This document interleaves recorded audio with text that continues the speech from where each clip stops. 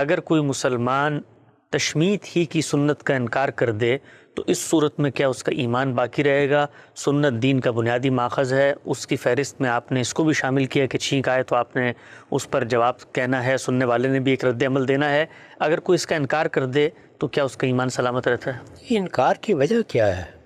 انکار تو آدمی کسی بھی چیز کا کر سکتا ہے، اس سے بات کی جائے گی نا، اس پر کوئی حکم لگانے کا کیا سوال ہے؟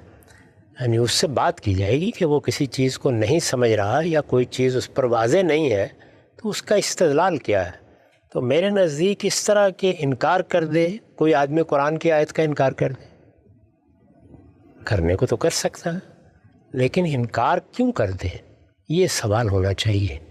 تو اس لیے یہ جتنی چیزیں بھی ہیں ان کا مشروع ہونا یہ ایک الگ چیز ہے، ان کی حیثیت کیا ہے وہ تو قرآن مجید میں بھی بہت سی چیزیں بیان ہوئی ہیں، جیسے ذوالقرنین کا قصہ ہے،